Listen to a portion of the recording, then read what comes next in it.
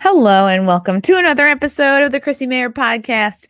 We are on iTunes, YouTube, Spotify, and SoundCloud. And if you're listening to us on iTunes right now, go ahead and leave a 5-star review. Whatever it is, I'll be reading the best ones every week, so long as they are 5 stars. Quick shout out to our sponsor, Cushy Dreams. They offer a full lineup of premium smokable CBD. They specialize in extraordinary CBD-rich hemp flower, aka bud, in cans and pre-roll CBD joints. I personally really love the pre-roll CBD joints.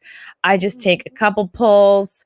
I feel calm. My mind and body feel relaxed. I can go about my day, but it's not like weed. Like, you're not going to go out to lunch, get super high, get nothing done, get the munchies. You're not going to eat half your kitchen on this stuff. At least for me, I don't. I like it. It looks, feels, smells just like high quality marijuana, but it's not. It helps you sleep, helps you get through your day. At least it does for me. You can enjoy all the health benefits of CBD without getting high. There is under 0.3% THC in all of these products. It's cannabis that ships directly to you, and it's legal in all 50 states. Join the men and women who are sick of vapes and gummies and want to smoke their CBD. It's 100% hand trimmed, never machine trimmed. They take the artisan approach. Every run is in a small batch. They're constantly doing independent lab tests to ensure compliance and purity, all of which can be found on their website, cushydreams.com. And best of all, it's grown here in the USA. They've got different specific like indica sativa blends, like energy and hustle and create, relax, dream. Like, so really, if you're feeling like you want to chill out and go to sleep, they've got a strain for that. If you want to kick it up and fucking woo, I've already cursed. I've already cursed during the ad read, but you know what I'm trying to say.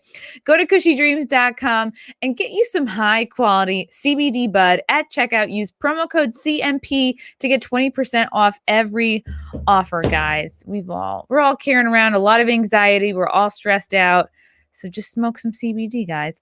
I'm doing some stand-up. The Domestic Terrorist Tour continues on. I'll be in New York City, actually Friday, April 9th at Stand Up New York. Then I'm heading to Wilmington, Delaware, doing the House of Laughs, April 23rd and 24th. Then heading to Florida, doing the Boca Black Box on April 30th, and May 1st, the Lake Park Black Box. And then on May 2nd, Side Splitters in Tampa, Florida.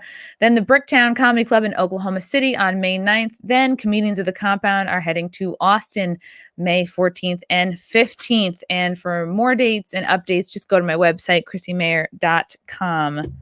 Please and thank you. I'm so excited to have this guy on the podcast today. I met him while I was in Dallas a couple months ago, and I was like instantly, I knew I had to befriend this man. He's basically what you would expect, like your perfect Texan man to be. Do you know what I mean? It's like if a bottle of Old Spice swagger could walk and talk, it would be this man here.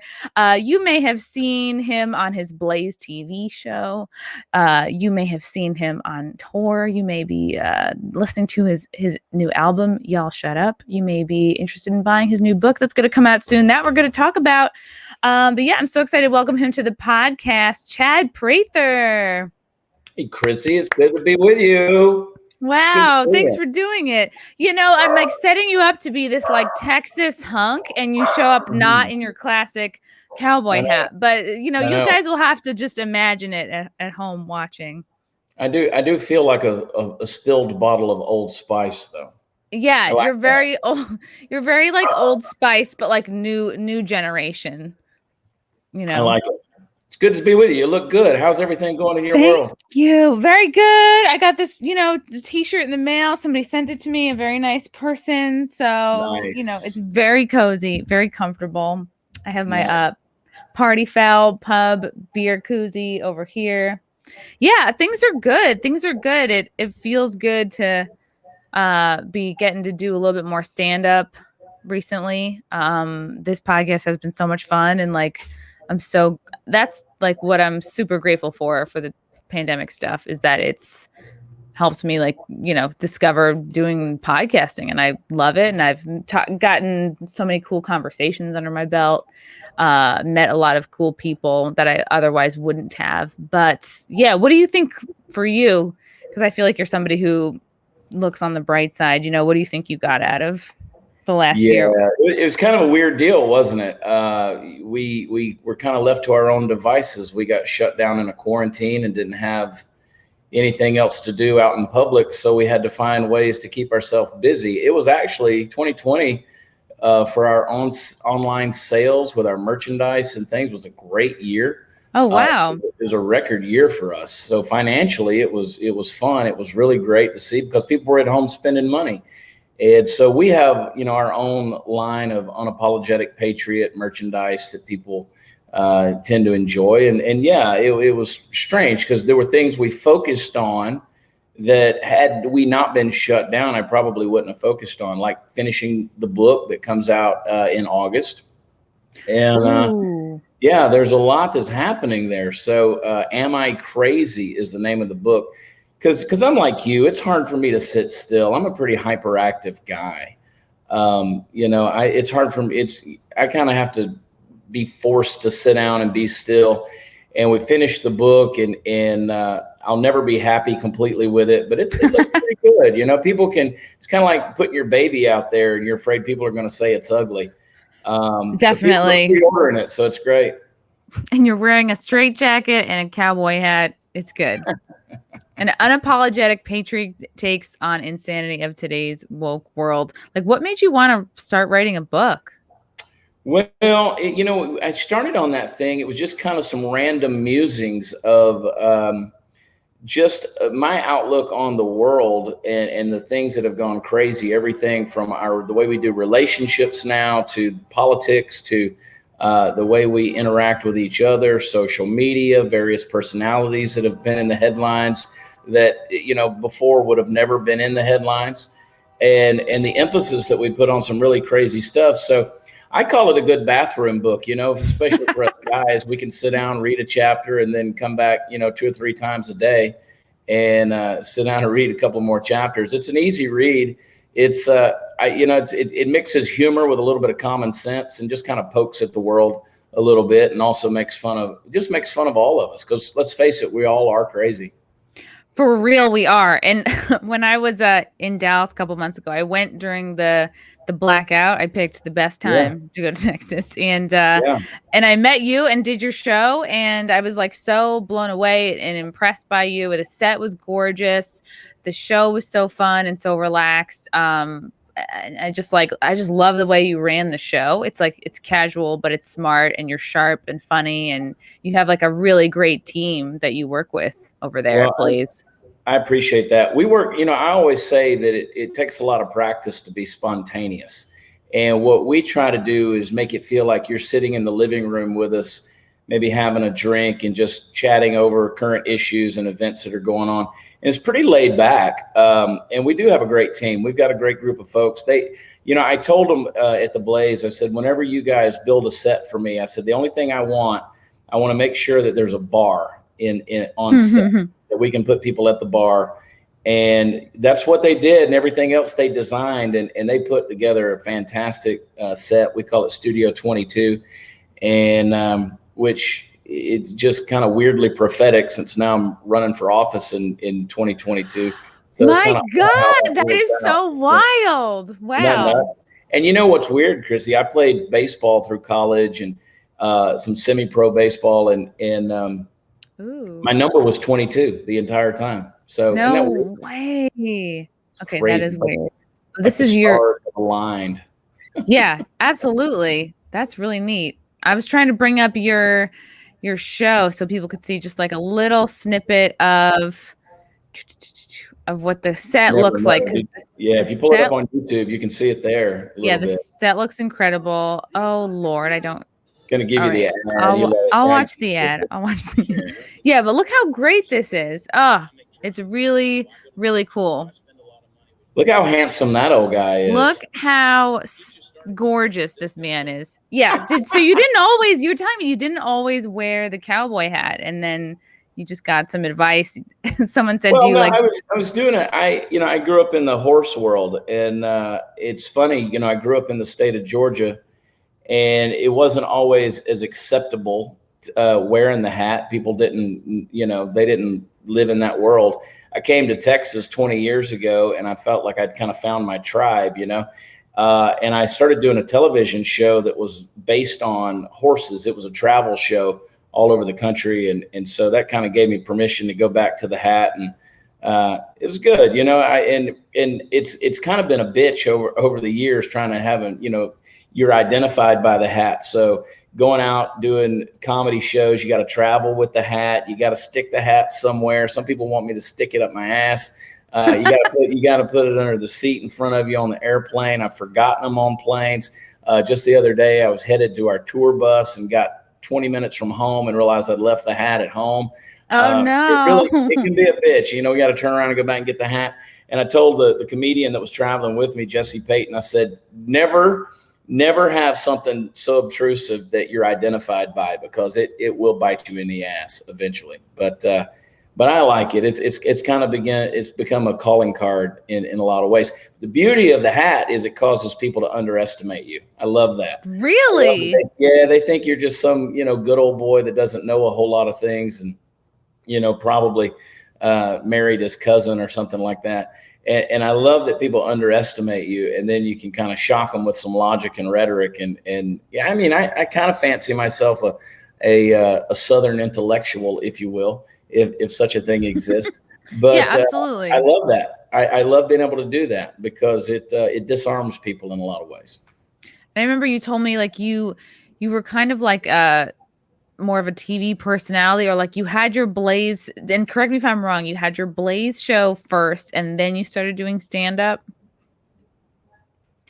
No, actually I was doing another television show, the one I mentioned earlier. I was doing that one, and then went viral on social media, doing several different videos while I was sitting in the front seat of my truck. The way that started was I'd just be riding down the street, and I'd have a thought, and I would put my camera phone up in front of me while I was sitting in traffic, and I would just kind of pontificate the things that I was thinking that day. And those videos, as odd as they were, started going viral, and millions of people started watching them and expecting them almost every day. And it was on the heels of that I started the show there at the Blaze. I started podcasting. I was with Podcast One out in Beverly Hills. And then the Blaze kind of took me away from them. And now we really don't even have a podcast. The Chad Prather Show is a linear television show with commercial breaks and the whole thing. So it's a Monday through Thursday night talk show, really. I kind of miss what you're doing, actually. I miss this free form of conversation and just kind of being able to sit and have a chat with somebody like you're doing. And I'm kind of itching to get back into that format, because even though we're on our show, the audio of it's on podcast platforms, it's not a podcast. It's very timed. It's very conditioned. You were there. We got to go to the breaks, and I like just having free form conversation where people can say whatever the hell they want to say. Like, for example, have you ever smoked, Chad? Oh yeah, of course. Absolutely. And did you ever have a difficult time quitting? No, not really. I didn't. I never had a real problem quitting that. My father was the only my father was the only person that I knew. He and I were the same. We could quit when we want to quit. My mother, on the other hand, a complete different story. Couldn't do it.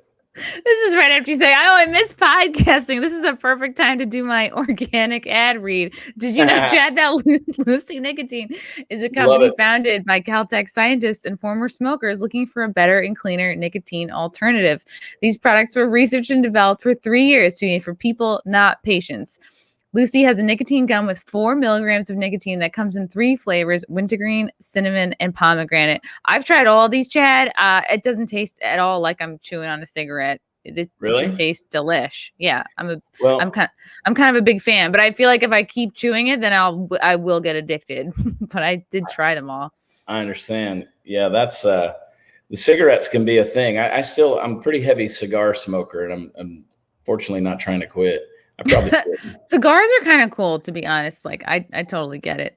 These products are discreet and convenient, and you can enjoy them anywhere, on flights, at work, on the go, or even at the gym. It's 2021. Get rid of your cigarettes, unplug your vape, throw out your dip, and get some Lucy nicotine gum or lozenges. This is the real deal. A subscription to Lucy comes directly to your door each month. It's so simple. You don't have to leave your house. because Lucy has delivery down. And for all my CMP listeners, go to lucy.co and use promo code CMP to get 20% off all products, including gum and lozenges. That's lucy.co and use promo code CMP. Also, I will give this disclaimer. This product contains nicotine derived from tobacco, and nicotine is an addictive chemical. Woo! I'm crushing it. Yeah. You know what else is addictive? Savings. Woo! So if you had to open up the Chad Prather show at all, like loosen it up, like what would you put more of into it, or what do you miss the most from podcasting? I think as I was saying, I think it's the free form conversation. When we first started doing the show, it was more of a podcast format. Our episodes, they might go an hour and a half, hour, 45 minutes. It just depended on the guest. There was no limitations on that. We still did our ad reads, but we didn't have to do commercial breaks because now the show is on, it's on Pluto TV. And so, Blaze is on Pluto. So we're on every night at 7 Eastern. And you have to take those breaks. The other thing I miss is we used to get hammered drunk. We would just get trashed. We would sit there and just have a cocktail with whoever our guest was. And it made it a whole lot of fun. But then I realized that when I started having to watch a clock, that wasn't the best idea for me. While you were drinking or just watching it in general. Yeah, just watching in general. So I'm trying to be on my, this is not water. I can assure you that, Chrissie. I was going to say, Chad, I don't think I got a drink when I did your show. No. Yeah. Every now and then, I think the other day, whenever it was, yesterday or the day before, it was National Beer Day. And we had a couple of beers on the show. But other than that, this is actually tequila right here. So see, I'm enjoying myself hanging out with you, Chrissie. It's perfect. Look at this. And how did these start? Like you have really incredible merch. You sent me one of these. Yeah. How did this all start? Are these all, I assume, just like inside jokes from your show? So we have, so my road manager, and you met him, I believe, when you were there, Steve Powell. His nickname is Party Foul Steve. So he started Party Foul Pub, and that's actually what we call the bar that's there in the studio. He's got a podcast. I saw your little bracelet there. He's got Beer for Brunch. And Beer for Brunch, and he built a bar in his garage. He calls it Party Foul Pub, where they broadcast that from. And so we just incorporate everybody. Everybody has a nickname that works with us. So we've got Party Foul Steve. We've got Hot News Natalie Stanier. She used to be a Dallas Cowboys cheerleader, very talented lady. And but Hot News Natalie. We got Lisa Page, Made Me Do It. We've got Candice, the Queen of the Ethiopians, is my producer. My director is the Puppet Master Mark. And just on down the line, everybody's got a nickname. And so we make a lot of jokes about that. And Party Foul, that's where it came from. And you gave everybody their nicknames? Pretty much, yeah. Party Foul pretty much already had his, because people always ask, they said, why do you call Steve Party Foul? And I said, you just hang around with us a few nights and you'll find out. We tend to drink and have a lot of fun. Yeah, the show is so fun, and I love that you guys joke with each other, and you don't get that often on too many shows. Everybody is, I don't know. I just think overall, like, it kind of seems like the more professional a show gets, or more mainstream, like the more they take themselves seriously, and the less fun. And it's like, I always bring up like SNL. It's like SNL is like not even funny anymore, and it's just. Right. I think people are afraid to like truly like joke around with each other because it's cool. I think it's cool to be offended, and people know that they can kind of like feel powerful when they're offended by shit. So I tell you, that's the thing, you and I think have talked about this. The last bastion of free speech in America is comedy, and people have so lost that concept. I was doing a show recently it was in Tennessee, and somebody came along and they said, we'd done a show the night before, and the next night they said, we don't want your opener to tell some of the jokes he told last night. And I said, look, you can't tell a comic what to do on stage. The club said this to you? This was not a club. This was a venue. This was a theater. And some of the people who worked at the theater, they said, well, they were kind of offended last night. And I said, fuck them. I mean, what are you going to do? I mean, you ask for a comedian to come in here. You can't ask for a guy to change what he does. Lenny Bruce, George Carlin, those guys in that generation, they went to jail for comedy. We're not going back to those days where we tell somebody what they can and can't do. You know, I always say if it rubs the cat the wrong way, tell the cat to turn around.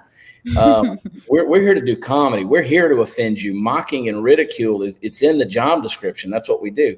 We make fun of ourselves. We're going to make fun of you. I don't care if you're gay, straight, black, white, fat, skinny, male, female, trans. I don't give a shit what you are. We're going to make fun of you. That's what we do. That's the joy of comedy. I get people who come to my shows. We did one last week. Got the proverbial message afterward on social media.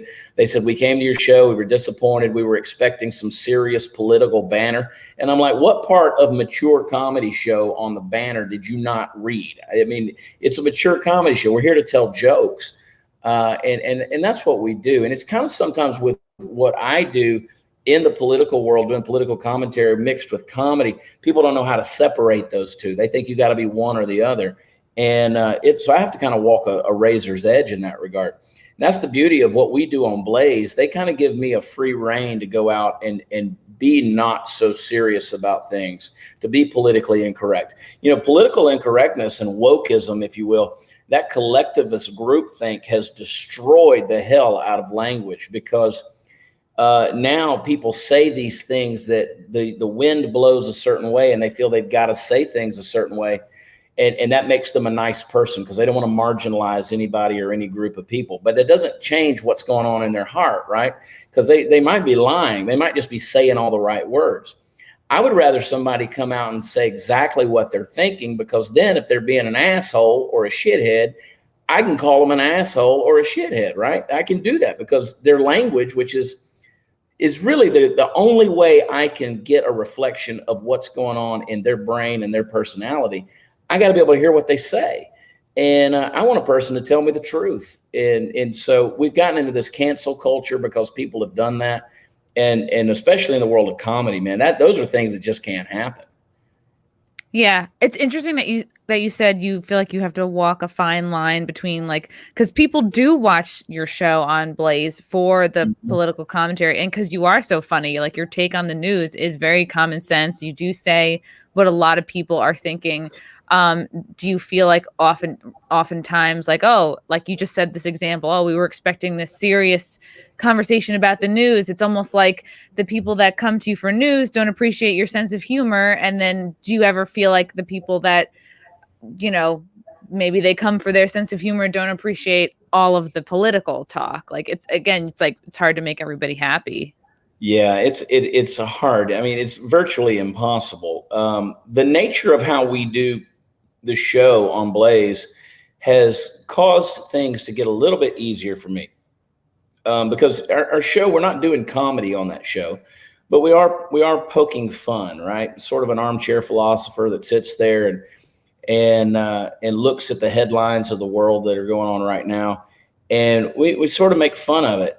Sometimes we get pretty serious. I mean, if it deserves to be serious, we keep that tone. But let's just face it, the world's writing the jokes right now. And if we're not bold enough to tell them and just kind of point out the human nature, is what it is. But because we're so blunt, because I'm pretty black and white and say the things that people are thinking and are afraid to say, now they come to the show and it's sort of taking the gloves off, and we can really just go at them.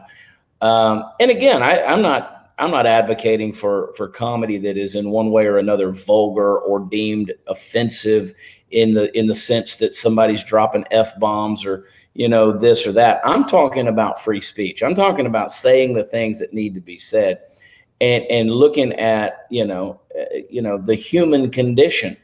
Well, there's a lot of people out there going through a lot of different human conditions. I mean, there's minorities, there's little people, for crying out loud. I mean, there's all walks of life. Yes. I mean, look, that's the reality of it. Listen, I was in Boston a couple of years ago, and I was staying at the Hotel and Convention Center, and it was during the annual Little People of America convention. There were 5,000 little people there. And there were little, the stools were over in front of the urinals. They were in front of the buttons on the elevator. They were in front of the sinks at the lavatory. And when they opened up their sessions let out, it was like somebody kicked an anthill, man. There was just like thousands of little people running all over. Well, look, they were able to laugh at themselves. I immediately, I was like, I'm going to make some friends tonight, right? So I'm in the bar, I'm hanging out with these cool people, and we're talking, and I'm finding out about them and their life and what they go through. And you know, I always joke, I say I was sitting at the bar and the girl next to me was standing on her stool, and it was just, you know, you have to boost them up to the bar. Exactly. Like, and she was a surgeon. And wow. you know, I gave her a hard time, and she said, this is, we hook up with each other. We find dates, we find mates. She goes, some people even have orgies here. And I'm like, my God, you could put 9 of you guys in a king size bed and y'all wouldn't even find each other. But it was, you know, they were able to make fun of themselves. And the point I'm making in all of that is we get offended for other people, right? We get offended for other people. Just let those people deal with their own plight, right? Most people have tough enough skin that they can make fun of themselves.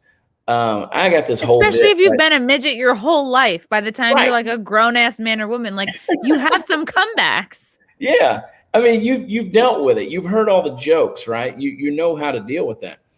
But my point is, let's relax a little bit and stop taking ourselves so damn seriously. I think the reason people get so offended nowadays is because we've honestly never really been through anything. I mean, the hardest thing we've dealt with in the last year and a half was a virus that has a 99% recovery rate. We're okay, right? I mean, we don't have people kicking in our doors and taking us and putting us in concentration camps yet, but we're not dealing with things like that. So people are out there, they identify themselves by their pain.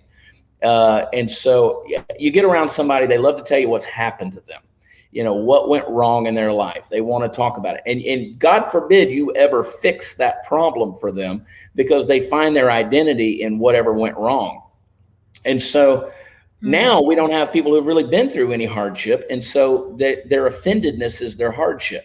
So they got to feel like, oh, well, I'm just going to be pissed off because somebody made a joke about me, and you know, and they said a gay joke, and I'm a gay guy or whatever, and now they're pissed off the whole thing. I'm not a gay guy, by the way. I mean, I've thought about it. I'd love to take a pill and wake up with my options open every single freaking day, but for me, I'm a few drinks being away from whatever you like. You know what I mean? Like depending on the party, you know, depending on if I need a promotion. Yeah. Right.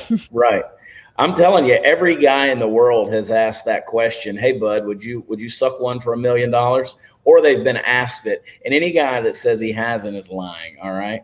And, you're saying everybody would do it for $1 million. You could suck it up, literally. Yeah. You know? And any guy that says no, I wouldn't do that. They'd say the next question is always, would you do it for $2 million? And it usually gets up to $1 billion, which I'm like, you better go get that money, boy. You're a provider, you know. $1 billion, I can buy a lot of mouthwash. I'm not worried about it. I like that you're very much like a guy's guy. I mean, like you're like a classic masculine dude, and I feel like there just are not enough, I don't know, comedians or TV personalities, just because I feel like the soy boy has been so glorified and glamorized. Have you ever felt not pressure, but has anyone ever given you comments like, oh, you know, probably not, maybe not living in Texas, but you know, have you ever faced any kind of like backlash from just being your manly self? Oh, yeah. You know, I'm completely toxic, right? You know, look, my name is Chad. Of course, I catch a hard time. It's the male Karen, right? I catch all of that stuff. Twitter is a dumpster fire for it. You know, I come across a little too strong, a little too outspoken. That is not in vogue these days. You know, I said what I said about political correctness. I think political correctness is the biggest enemy to human speech on the planet today. I believe it has destroyed culture. And, you know, saying things just because somebody wants to hear them is bullshit. I say, speak your mind and let us judge if you're an asshole. So, yeah, I catch it all the time. I don't believe in toxic masculinity. I believe you're either masculine or you're toxic. If you're truly masculine, you won't be toxic. Now, every one of us, to some degree, all guys have an issue where we have failed to get out of our adolescence. That is, we're still that little boy that wants to go out in the woods and find the Playboy we hid, and we've got the sticky pages from the rain that's fallen on it and God knows what else. And we got that little Playboy hidden out there, and we go out there and look at it and we show our buddies.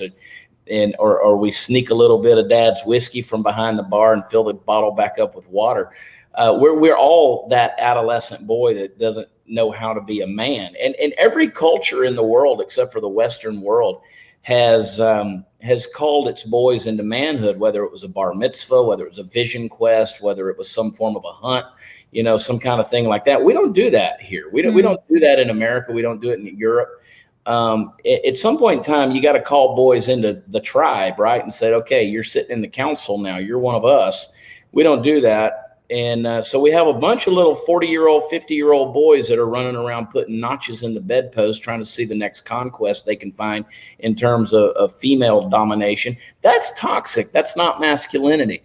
Some guy that's just trying to sleep with the next one or whatever and move on to the next. And ultimately, they give, guys a bad name.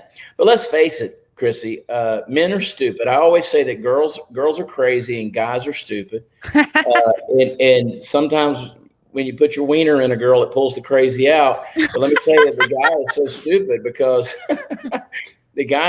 because studies have shown that whenever a man is sexually aroused, his IQ drops by up to 35 points. That's why we do some real dumb shit when we get horny.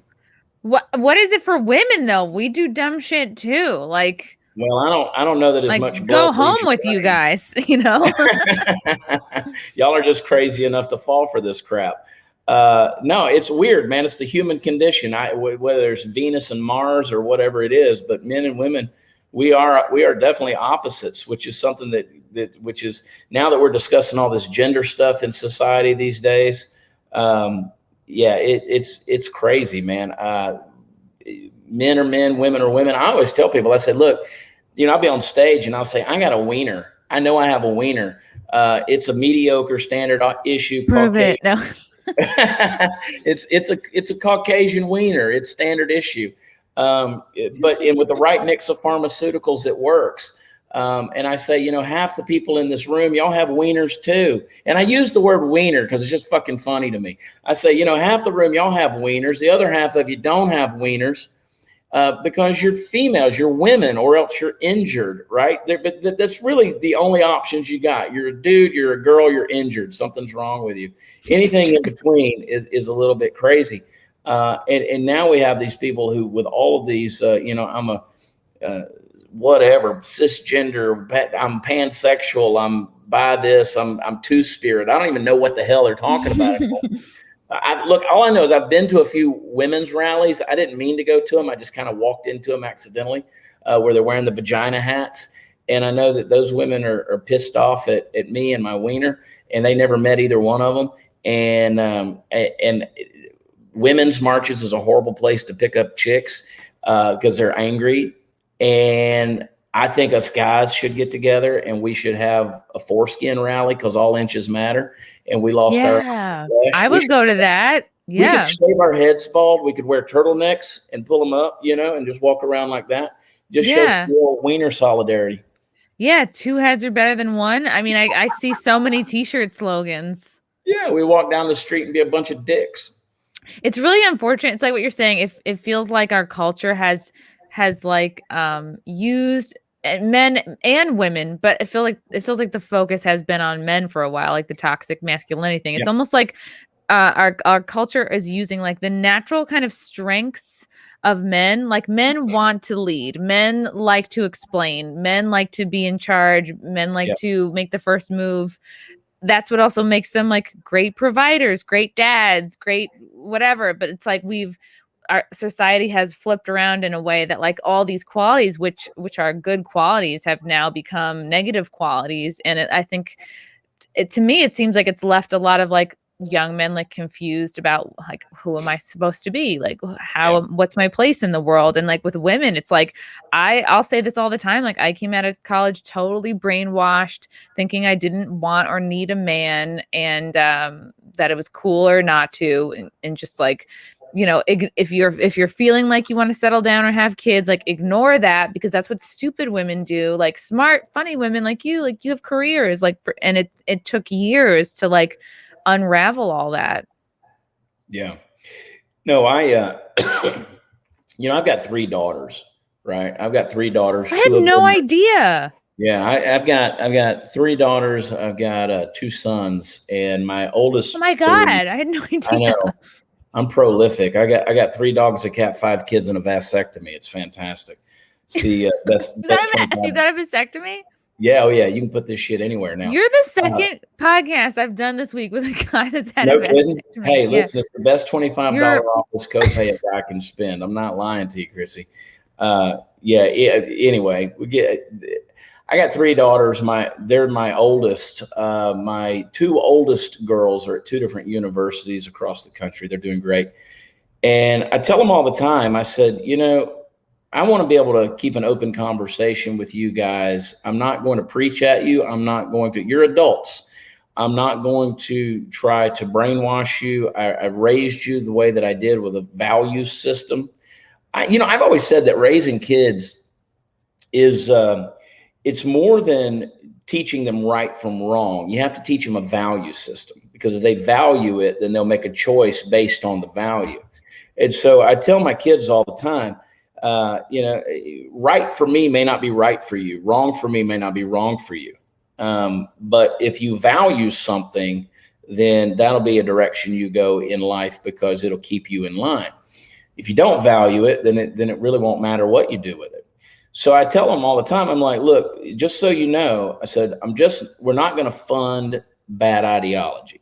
And what I mean by that is things that are detrimental and dangerous to you, I'm going to step in and I'm going to tell you you're headed down a path that is not going to end well for you. Now you choose to do with it what you want to do. You're still an adult, but I'm not going to, I'm not going to put up with these crazy college professors who have pushed around paper for the last 30 years in an academic bubble called a college campus and never tested their theories in the real world.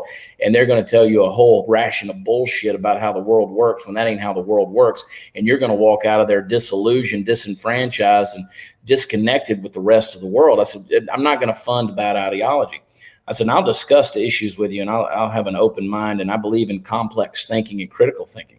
I said, but I don't want things to be dangerous to you. And a lot of kids are coming, as you mentioned, a lot of kids are coming out at that age, and they have they have their mind made up in a big way. They've formed an opinion about men or women or life or faith or politics or all these things. And I'm like, holy shit, your frontal cerebral cortex isn't even formed yet. And you're trying to make these life decisions. And we've all done it. I'm just like, let's just step back and chill a little bit. Relax and be patient, which is hard to tell a 23-year-old girl who's hormonal and, is withdrawing from a class this semester. But it is what it is. That's the world we live in. And I can't imagine what kids are facing in the world today. The bombardment, the pressure, the social media. I mean, for crying out loud, I grew up with a phone that was connected to the wall, I mean, I couldn't walk but 6 feet.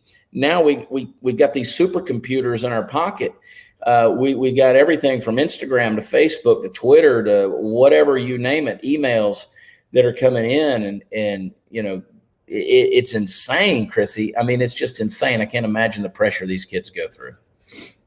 Yeah. And I grew up in the 90s. It's just, and there was no, I didn't get a phone until I was a junior in high school, and I didn't want it because I didn't want to be reachable. But now I think there's also just so much propaganda that the kids are growing up with now too, which makes things more confusing. You're like, oh, I thought this was a health article. It's like, no, that's straight up propaganda, and kids are like, it looks like news, it smells like news, but no, it's not. Teen Vogue. Teen Vogue wants to tell you how to do anal sex. That's kind of that's the kind of world we're living in, You got to right? let your dad teach you that. I mean, that's what I do. I mean, there's a lot of jokes that are there that you want to talk about getting into the world of offense. There's a lot of jokes that are there, but it's insanity the stuff that people are bombarded with. And you know what? I will defend Teen Vogue's right to write shit about anal sex. But at the same time, don't cancel me when I come out against you and say this is what's dangerous about it. This is what's a problem with it. And plus, it hurts. I mean, I did my nickel in prison. I I know what You went to prison? No, I didn't, but Oh. sometimes I dream. And you know how not to get raped in prison. Just don't resist. That's That's how I spent my whole 20s. You're like, you know what? This will be over faster if I just don't resist. Yeah. Don't resist. That's horrible. That's how horrible I am. I totally see your point. Like Teen Vogue, all these like, magazines, like these articles are being written by like women in their 20s who haven't lived enough life. I think all these writing jobs, advice columns should be given to 40-year-old men and women. I mean, who've like lived life there, and you shouldn't be going to like a lot of these sources are not where you should go for advice on relationships. Like go to your parents if they have a good relationship. Go to like check in with like old ass couples, happy couples you've known. Yeah. But it's easier to just like, Google it. That's the thing, right? Emotions. You hear a guy like a Ben Shapiro, and he's so right when he talks about facts don't care about your feelings. We're such an emotional society. We quote fall in love. Love in its essence isn't something you really fall into, because if you can fall into it, you can fall out of it. And we're seeing people doing that all the time, because one day you wake up, you roll over, you look at a person, you're like, I hate this person's guts. I don't want to live another day with them. What is that thing that keeps that old couple together? What choices do they make to keep that relationship alive and well? There's something about choosing against yourself and choosing the better will for someone else, a person that you claim to love, and serving them. And these days we've been taught that emotions are king. We've been, they reign supreme. And if you don't feel like doing it, if you don't feel like getting up in the morning and going to work, well, then there's another job. You can find another one later on. That's why in this day and age, they're saying that the average person has switched careers 7 times by the age of 35. People are flighty, man. They blow around like the wind. You never know where they're going to come down. And so it's hard. It's hard to, I've got a bug here. It's hard to, have a stable life and have a future and build a career and invest and own a home and raise kids and do all those things when just every random piece of bullshit's blowing you off course.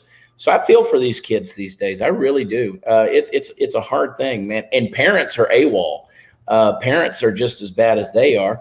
My God. I mean, you've got friends that are having babies now, and they got shit you can buy on Amazon or Baby Gap or the Kids R Us. They raise the kid for you, Chrissy. You don't even have to touch the kid anymore.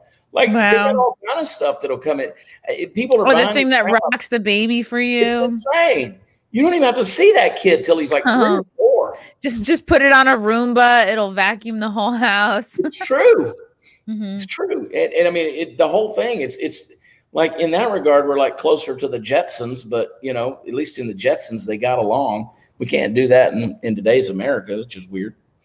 And it's like what you said before. It's not just with men, but like we all have unhealed parts of ourselves. Like we all have like, something that from maybe it was a pattern in our childhood or whatever, like something that we like could have noticed and tweaked along the way. I think that's more something to look at than, because we're getting so much confusing messaging, like we'll hear over and over, oh, you're fat, your feelings are valid.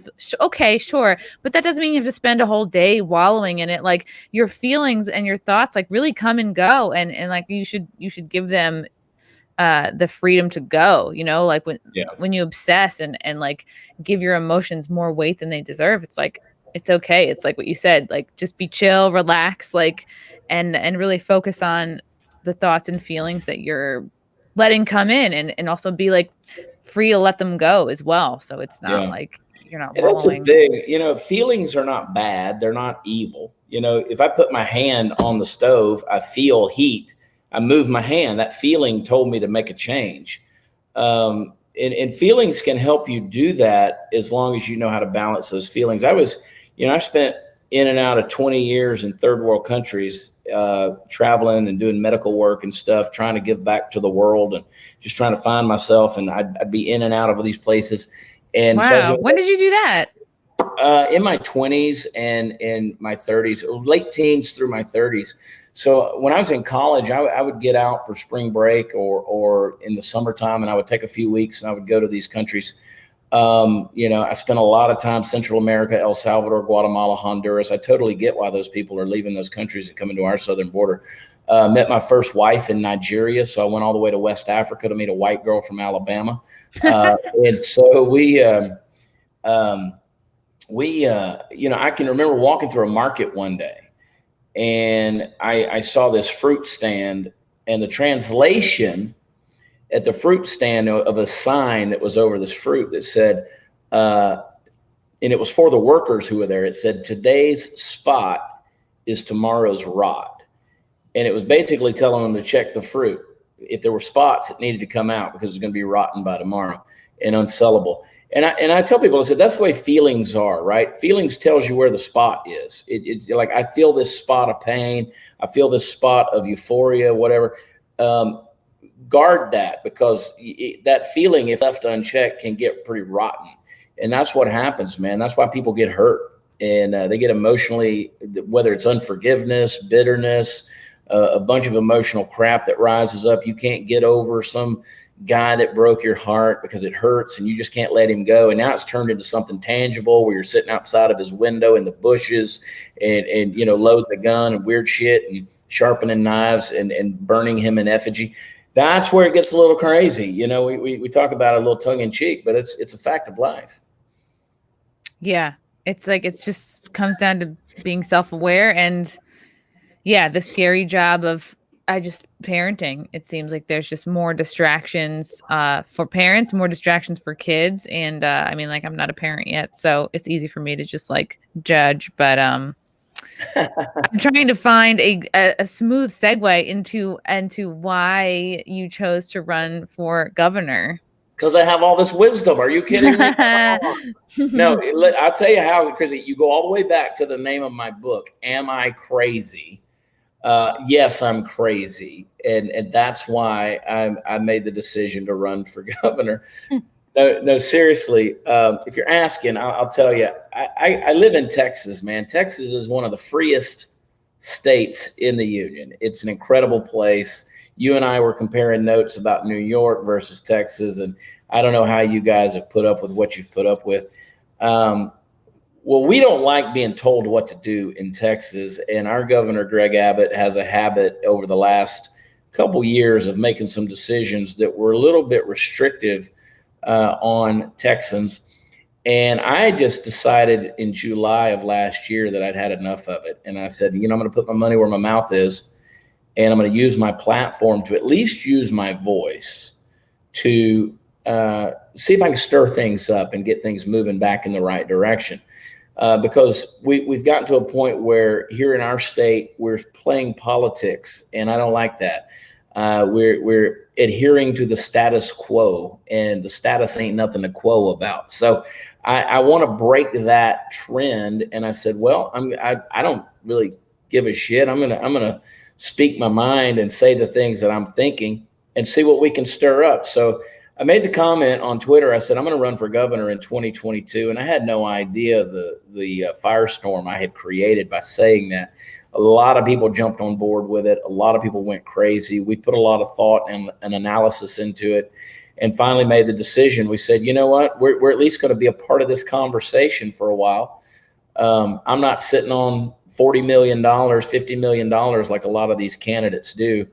I'm just a guy. I go out and work. I'm in the entertainment business, whether it's music, whether it's comedy, television, whatever it may be. I'm in the entertainment business, but I'm not a politician, and I'm a reluctant person at that. So I kind of looked at the landscape and I said, the average person out there is not sitting on $40 million.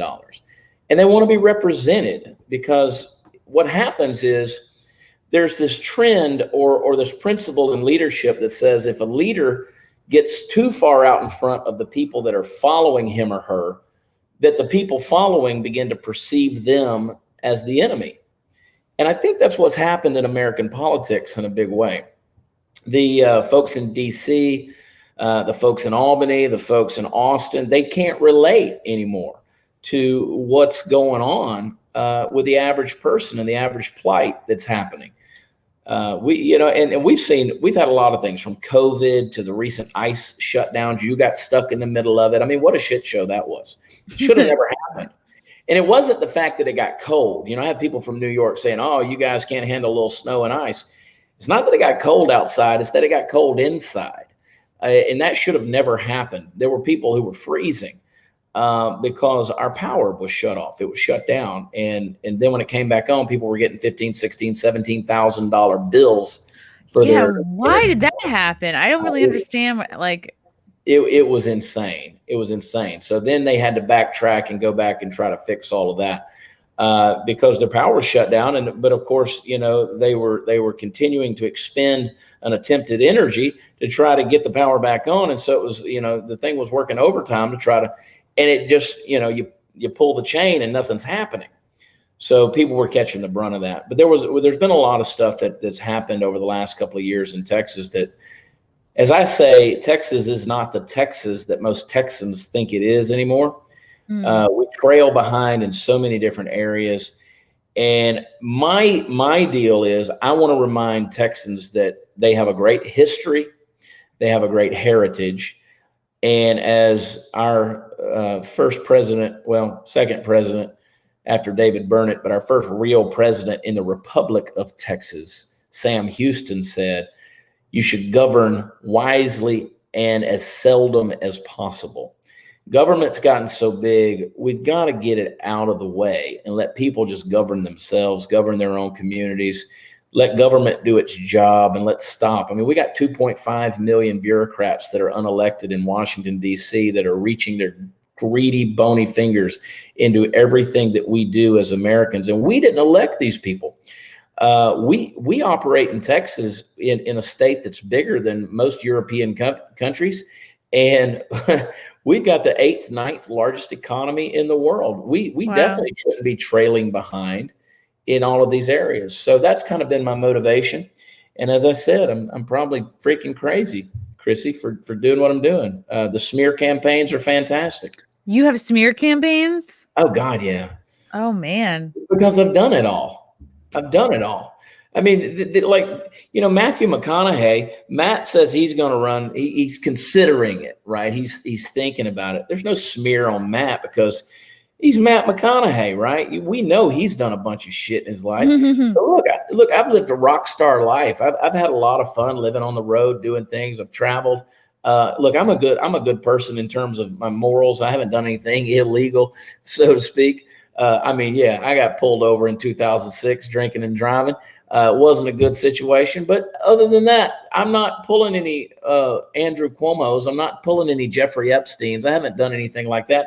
But I've had fun in life. And I tell people all the time, I'm like, you talk about skeletons in my closet. I don't have skeletons in my closet. The skeletons are laying out in the front yard because we burned the closet down years ago.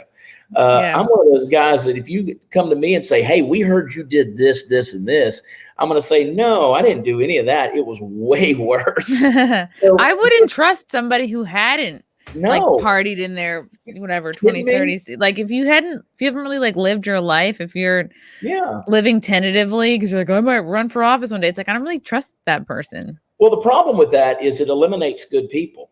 You can have a good person who's got a sordid past or somebody that's done some stuff that you might make the Baptist buttholes pucker up. And people gasp in horror and clutch their pearls. But at the end of the day, people live their life. They learn from those things. They experience life. They do things. Sometimes they really do some dumb things. But at the end of it, they've learned and it builds character. I'd much rather, I tell people all the time, I said, I meet these parents and they got these wild kids. I was with a friend of mine recently and his kid was just all over the place and he kept apologizing. I said, do not apologize to me. I said, I would much rather have a kid that's climbing the walls than the one that's sitting in a corner eating the crayons and not doing anything. Because the kid climbing the walls, we could change the world with that kid. But right now, we want to cancel those kids, right? We want to dope them up. We want to put them on drugs. We want to call them all these things. You know, they're ADD, ADHD, they're hyperactive. And I'm like, holy shit, I was hyperactive before I knew what hyperactivity was. And, you know, my dad just beat my ass. And I turned out reasonably okay. But yeah, you do stupid things. You don't disqualify people because they're a little bit wild in their life. But that's exactly what we do these days. Because you've lived life enough to know what to change and how to lead and what needs work. Yeah, and it's not just like our politicians. It's like our quote experts that nobody elected that have way too much say over our life. Yeah. Like who did I don't remember a vote for Bill Gates on anything. I don't like who voted for Fauci. It's like someone just decided these people were awfully important for one reason or another, how much money they have or whatever, like whose asses they're kissing. And it's Listen, I could tell you if I was Bill Gates, I'd have a lot of kink in my past. There'd be some freaky deeds. He looks like a kinky dude. Right? Like he looks like a typical foot guy to me. Like Bill Gates looks like he sniffs socks. Hey, look, it's a fact. He spent time with Epstein. I'm not accusing him of anything. Wasn't he like roommates? He went to Cornell with him, and they did some research stuff together. I mean, he granted some money to what Epstein was looking into for eugenics and things like that. And it's like, you don't hear anybody sitting back going, yay, bro, you hung out with douchebag over there. And like, I don't think they should. Because, okay, it doesn't mean that Bill Gates knew what Jeffrey Epstein was up to. Nobody knows that.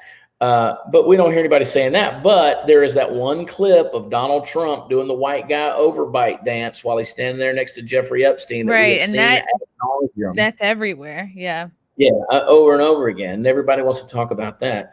So I look at a guy like Donald Trump and I'm like, that dude just lived his life, man. Is he a perfect guy? Hell no. Does he know how to communicate? No. He puts his foot in his mouth, quite honestly. He's a great comedian, quite honestly. I mean, the guy's got great comic timing. Yeah, he's hilarious. I miss him dearly. I miss him too, man. I miss a guy that had a sense of humor. Now we don't hear anything from the president, Puddinhead. This is just insane. But no, that's where we are. We're in a world where if you don't agree with somebody, here's what you do. You find a way to label them. And if you can label them, you put them in a box, you put the label on the box, you put the box on the shelf, and you just don't deal with them anymore. So now every time you walk through your garage and they're like, oh, Chrissie, you remember Chrissie? She used to say that one thing in her stand-up set. We didn't like that, so we don't go to Chrissie Mayr shows anymore. They put you in the box, they marginalize you, and they don't deal with you anymore, which is unfair. So it sounds like you've been labeled like, and the things you're saying, it almost like you sound more libertarian. If anything, you just want people to run their own lives, which they can. I think that people don't get enough credit. Like it's like, get out of the way. People can work. People can make money. Yeah. The government does not need to be everybody's daddy. No, I agree with that. And personally, I think that if it's not hurting somebody else, if you want to do it, go do it. I don't care what you do. I don't care what you do in your bedroom. I don't care if you smoke dope. I don't care what you're doing. I don't care. Go do it. If Hunter Biden wants to find Parmesan cheese and smoke it. Yeah. Forget every laptop he's ever dropped off somewhere. Exactly. Yeah. I mean, knock yourself out, dude. I ain't gonna kink shame you, man. At the end of the day, go out and live your best life. Now, it might be dangerous, it might be detrimental, but like I said, if you're not hurting somebody else, who am I to tell you how to live your life? I just don't believe in that. In your run so far, what are you drinking? Tequila. Oh, no, this is tequila and Topo Chico. Oh yeah. See, don't tell me I don't love people south of the border. This is Mexican mineral water right there. It's good shit. Mixed with my tequila. Looks like you're ready to go fix a roof. Do you find he's busy? Love his work. Great guy. Are you finding, like, what's the most frustrating thing so far in your run, like running for governor? What are you most frustrated with? So I'm running, and people may hate me for this, and that's okay. I've always been an independent person, but I'm running as a Republican because I want to primary Greg Abbott. I don't want to split any votes. I want to beat him outright, right?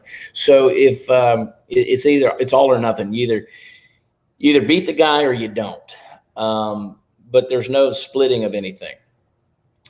The issue is the people who are supposedly on your own side who don't want to work with you, or they don't want to hear you, or they want to marginalize you, or they want to smear you. And they do that because a lot of people out there, they either think you are joking, they think it's a gimmick, or they think that maybe one of their guys is going to jump in the race later on. So they're afraid to admit. Like most people in the know in the world of conservatism in Texas, they want Greg Abbott gone. They see the governor as being a guy who's been sold out and to big business and to China and all these other things. And they're tired of his way of doing things. It's almost been dictatorial in a lot of ways. The COVID response was very dictatorial. He did not create a unified front with other elected representatives in the state. He just came out and across the board created an executive order without seeking counsel from legislators or other higher ups in elected positions. People are tired of that. They don't want to see it. So finding people that are on your own side who are willing to work with you, you'd have no, Chrissie, I don't know if anybody realizes it's a bitch to run for office, man. There's like all these rules and stuff. They don't want you to keep the money. You gotta give an account for all this stuff. But seriously, I mean, like even opening up, I kid, but there's a lot of stuff going on. Even opening up a bank account almost takes an act of Congress in order to open up a campaign bank account. It's insane. And we're trying to cross every T and dot every I. So it's been an interesting challenge. It sounds like a pain in the ass. It is. It's not fun. I can tell you that. But you have great shirts and yeah, look at that. I'll try to mail a vote in from New York. I don't know if it'll get through. Chad, other than checking out your show on Blaze TV, the Chad Prather Show, and following you on Twitter at Watch Chad, where else can people find you, follow you, and get your stuff? Well, watchchad.com has my tour schedule, and also our store is there. You can pre-order the book. It's pretty much a one-stop shop. We're going to be in, I'm not sure when this will air or when you're going to put this podcast out, but probably next week. Okay, so we're going to be in Oklahoma City on the 23rd of this month. Going to be in the Woodlands, Texas on the 29th, and going to be in San Angelo, Texas on the 30th. So we're kind of keeping it in the state, or at least close to the state right now. And we're bouncing around all over the country. Got some big shows coming. Going to be in Arlington, Texas. That's going to be a big show. Arlington, Texas, June 4th. But people can find the information at watchchad.com. It's a lot of laughs. We incorporate music with the comedy. So it's a pretty unique show. Awesome. Chad, thank you so much for coming on my pod. Thanks for being you. I can't wait to go. I'm going back to Texas in May. I don't know if I'll catch you. I'll be in Austin, but maybe we'll try to hang out or something. You never know. I'm all over the road. So give me a shout. We'll connect. Yeah. All right, Chad. This was great. Thank you so much for coming on. Thanks, Chrissie. Bye.